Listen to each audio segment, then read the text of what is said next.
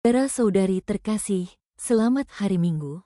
Saya masih berada di awal pelayanan saya di antara Anda semua.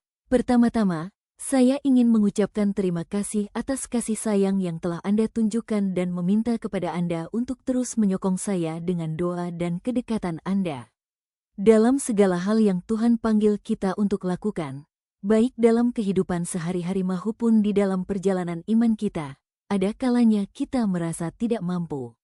Namun Injil minggu ini Yohanes bab 14, ayat 23 hingga 29, memberitahu kita untuk tidak bergantung kepada kemampuan kita sendiri, melainkan kepada belas kasihan Tuhan yang telah memilih kita, dan untuk yakin bahwa Roh Kudus membimbing kita dan mengajari kita segala sesuatu.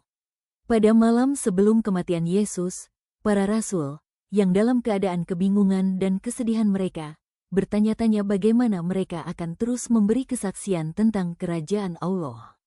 Kemudian Yesus berbicara kepada mereka tentang karunia Roh Kudus. Yesus memberikan janji yang indah ini seperti yang telah tertulis dari ayat 23 ini, "Jika seorang mengasihi aku, ia akan menuruti firman-Ku dan Bapa-Ku akan mengasihi dia dan kami akan datang kepadanya dan diam bersama-sama dengan dia."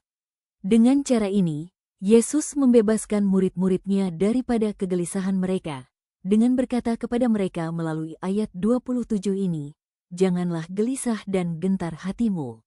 Sebab jika kita tetap tinggal di dalam kasih-Nya, Yesus akan datang dan tinggal di dalam kita dan hidup kita akan menjadi bait Allah."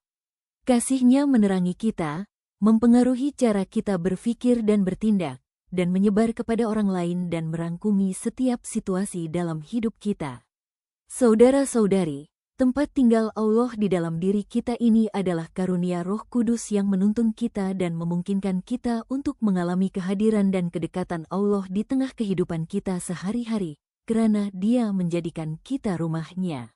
Sungguh menakjubkan untuk berpikir bahwa, ketika kita mempertimbangkan panggilan pribadi kita, situasi yang kita hadapi dan orang-orang yang dipercayakan kepada kita, komitmen dan tanggung jawab kita, serta pelayanan kita di gereja, masing-masing dari kita dapat berkata dengan yakin, "Walaupun saya lemah, Tuhan tidak malu akan kemanusiaanku.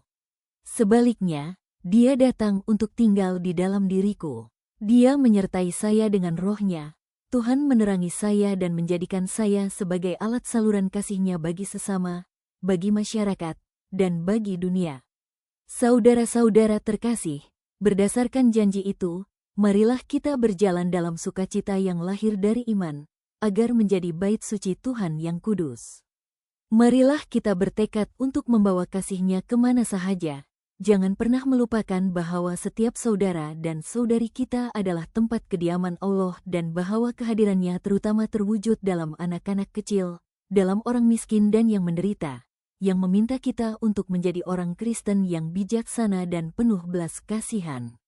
Dan marilah kita mempercayakan diri kita kepada perantaraan Maria yang Maha Kudus.